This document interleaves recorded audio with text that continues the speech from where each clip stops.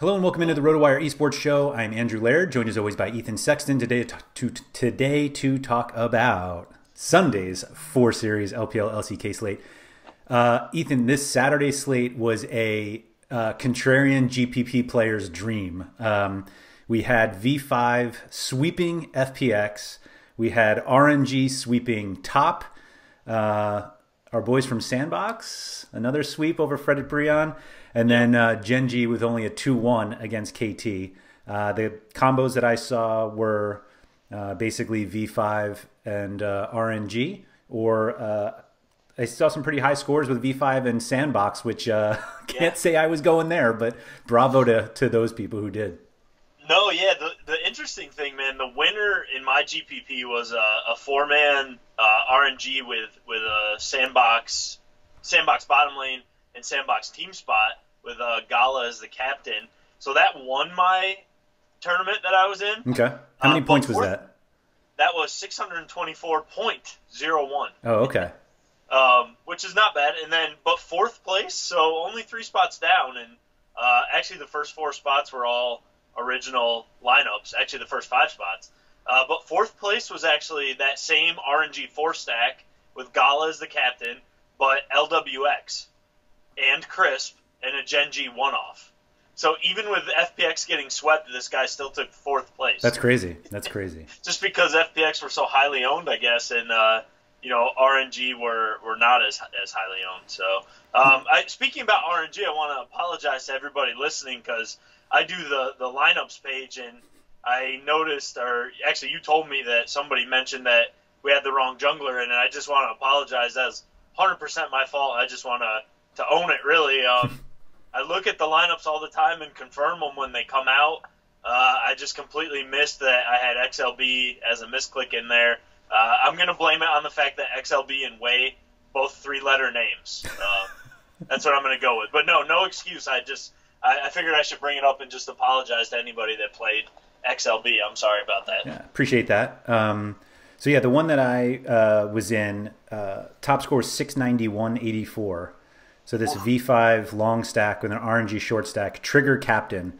The reason this was that I love this lineup so much, and I just have to respect it so much, even though I played FPX and they got absolutely shelled. But trigger 1.3%, 0.3% captain. Weiwei 1.7%, Mole 1.2%. Who is this last? Oh, PP guy. Is that how we even say it? This is showing my League of Legends expertise here. 1.2%. I mean, that's just awesome. I love when people are willing to go out on a limb like that and get rewarded for it. So well done to those who went with V5. Yeah, for sure. I mean, we did say that if they won, they could score really well, but neither of us expected them to win. No way I was playing. And I wasn't going there. Yeah, I landed on RNG, which was good, but I had FPX with them, and that part wasn't so good. So yeah, it was a rough one. I should have just played RNG with my boys Sandbox and been a true believer, and then I would have been doing all right. But really thought FPX would smash, and they got bodied, man. They got crushed. So it was a rough one for them. I just feel like we haven't had like a purely chaotic slate like we did this morning. That it had just been so much chalk that was hitting, and it's easy for us because we talk about the chalk more than anything else so that people understand where we think everyone's going, and then kind of the understanding is that if you don't want to play the chalk, then you go opposite of what we talk about. And so I like when people are able to go off and play truly contrarian in League of Legends and have it pay off. I feel like it was happening a lot more last season, like in the last split. And then this one, like we have a few upsets here and there, but nothing, obviously we'll ring the bell with Fredit Brion's couple wins there. But I feel like this morning was truly the chaos that can come about this time of year. So not much chaos expected on this Sunday slate, though. JDG, the biggest favorite over LGD. Suning, huge favorites over LNG. T1, big favorites over Afrika. And then Damwon, solidly favored, and yet they're the lowest favorite, over DRX. I found the pricing on the Korean teams to be reasonable. And I think that's probably only because, they generally don't score as well as the Chinese teams. But I might go back to T1. Yep. Well, I'm with you, man. Like T1 seems underpriced. It's a dangerous proposition, but yeah, when I opened up the slate and looked at the player pool, my eyes were drawn immediately to both T1 and Damwon's pricing. I think especially T1 because this is on paper, this is a pretty easy matchup. Yeah. I mean, Afrika are bad, worst team in the league, and they've been awful. I mean, for a long time they were up towards like 7, 8, 6 around there, but they've sunk like a stone, man. And so that recent form has got them down in 10th. And I talk about it all the time how I hate their lineup. So yeah, I was like, the first thing that really jumped out to me was T1's pricing, and especially in this matchup, I just think they're very underpriced.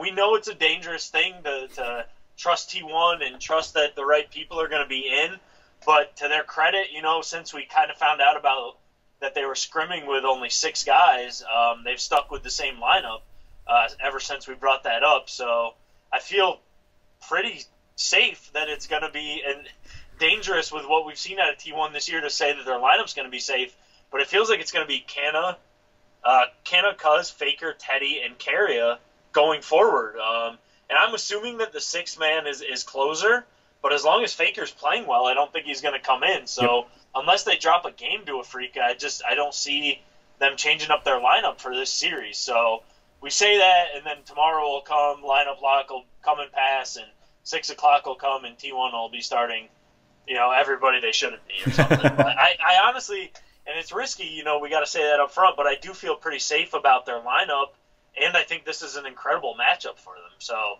it's hard not to go there at these prices, I think. I'll say that part of my lack of anger about the T1 lineup situations previously is that I don't wake up at 2 or 3 o'clock in the morning to figure out who they're starting. Right. That's a risk I'm willing to take when I play them, which is why I haven't played them in a while. Right. But they're the late game on this slate anyway, so I doubt if I woke up at 2 o'clock in the morning I'd figure out what the lineups were 5 hours ahead of time. So, but yeah, you said it, they've been consistent fairly recently. The matchup is about as good as you can get, particularly on this slate. Yep. I mean, not to say that JDG will have a tough time with LGD, but I actually kind of worry about the fantasy points in that one. I assume JDG rolls, but it's kind of along that that topic we've discussed a few times earlier this week, that sometimes these humongous favorites can just win too easily, and you're not getting enough fantasy points out of them. You have to pay for them too, which that's the double whammy that I don't want to pay extra for fewer fantasy points. And so Suning, LNG, probably, I think Suning could absolutely crush. So I totally get people thinking that T1 doesn't outscore Suning, but even Damwon, I think I can't believe I'm saying this, but I think I'm more willing to just try T1 and see what happens. Yeah, I just think, at least in comparison to Damwon, T1 just have such an easier matchup. I mean, Damwon are good enough that they could absolutely come out and just destroy DRX, even with their loss, against Gen G earlier this week. I mean, Gen G is a much better team than DRX. DRX aren't pushovers or anything, but Gen G's much better than them, and I think Damwon should be much better than DRX as well. So they could come out and absolutely smash, but it just T1 are just in a better spot, I think. I mean, Afrika are the worst team in the LCK right now, and a team that I have said all year long I like to kind of target. So yeah, I'm on board with that. I mean, your point about JDG I think is well taken as well. I mean, we did see them score really well yesterday against LNG, but LNG are a better team than LGD, so it was a little more competitive. Not really though. I mean, the kill spreads were pretty lopsided for JDG yesterday. So JDG have been scoring pretty well, but yeah, I mean, in the back of our minds, we do need to think about, are they going to be forced to really score a lot of points, or are they just kind of going to roll over LGD, which is definitely a possibility. And I think it's harder, like you said, it's harder to really want to go there with that slight doubt, in our minds just because of where they're priced at. For sure. Any of the underdogs interest you? I hate when I say this, but not really. Yeah. I mean, I always like chalk. I mean, if I like an underdog, I'll say it, but I'm not going to just bring up an underdog just because they're an underdog, and say I want to do it just to be different. It really feels like all the favorites should win tomorrow. I mean, the only one I really think has a chance is LNG, honestly. LNG are like a mid-level Chinese team. That's what Suning have been this year too. But, when we stack up the lineup, Suning's lineup on paper is just way more talented. Yeah, for sure. But Suning just haven't been what we thought they were going to be this year. I think I might have said on our very first show that I thought they would take a step back this year, and then, of course, they started the year by sweeping top. Yeah. But since then, they've been, hit or miss, and they haven't been as good as they were last year, which, of course, culminated in their second at Worlds. So, I like LNG a little bit, but I expect Suning to win, if that makes sense. But I think LNG are the only underdog I really even give much of a chance to at all, to be honest. Yeah, I think the reason to consider LNG is just that Suning have kind of, I actually don't know if they've really disappointed us in any matches. In any series, I'm trying to look back. Well, I was gonna say, didn't we go through one time and they've really only lost to good teams? To really right? good, to very good teams. They don't really have a bad loss, right? Right. So, and almost every series, all but one, this entire season has been a sweep. Either they get swept or they sweep somebody. So, they do have good wins. Obviously they beat top, but everyone else, it's they lost to JDG, they lost to EDG, lost to FPX. I guess I will consider Rare Atom in that group because they lost to Rare Atom. Yeah, but Rare Atom are 10-4. That's true. That's true. I think I underrate them anyway. I think we'd expect Suning to beat them in a rematch, if you just look at the lineups, you would take the Suning side, but Rare Atom are 10-4. I mean, we can't really knock that loss too hard, I don't think. Okay, that's fair. But then you look at who they beat: Rogue Warriors, V5, Thunder Talk. They did beat Invictus Gaming, which I think that should be considered a good win. They beat LGD and OMG. Not that we learn anything from that.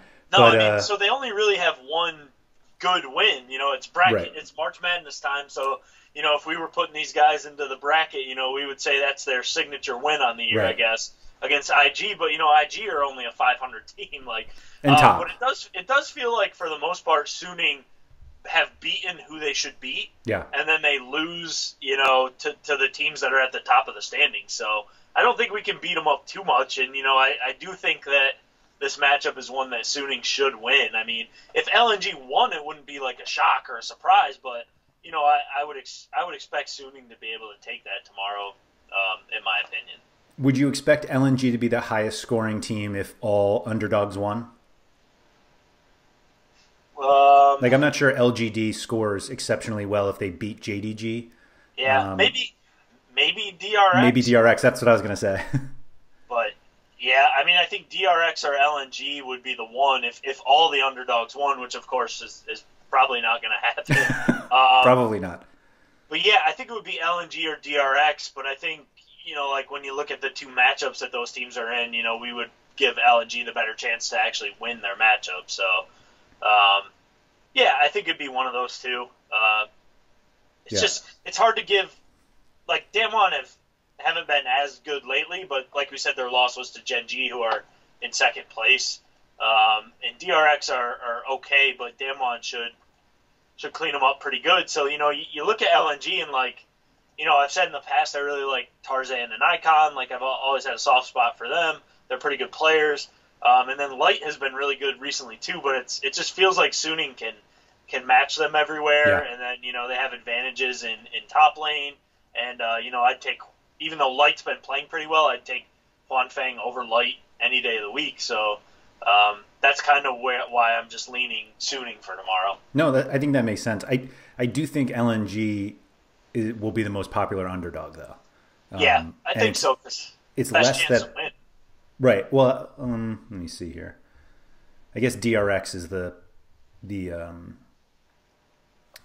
highest underdog odds wise, but like I said, like I'm not sure. Yeah. People are going to be willing to take an underdog Korean team. No. So yeah, but the thing is, you can play just the way that Suning and T1 are priced. Like I'm not sure you need an underdog.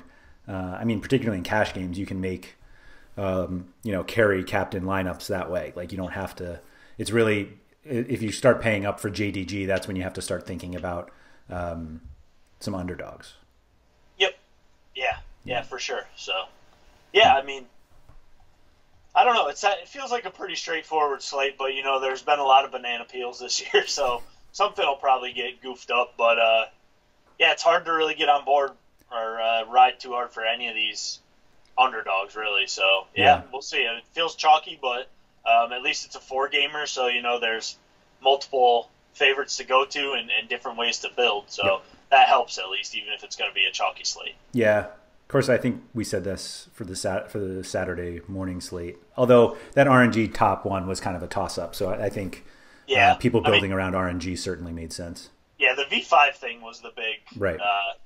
wrench in the plans this morning, right? Yeah. So, didn't see that coming, but yeah, good on the guy with the 1% V5 stack. That's cool. Yeah, I love it. I love it. All right, if you guys have enjoyed the video, if you could please hit the like button below. Feel free to subscribe for all of the RotoWire videos. We have stuff covering pretty much every sport that's going on right now, so if those interest you, you'll have plenty of content for it. If you want to try RotoWire, a RotoWire subscription, you can go to rotowire.com/pod, P-O-D, gets you 10 free days to the site, access to all of the sports we cover, as well as our subscriber Discord chat, so more content than you would ever need, trust me. Ethan, thank you for that, and good luck on Sunday. All right, man. Same to you. Thanks.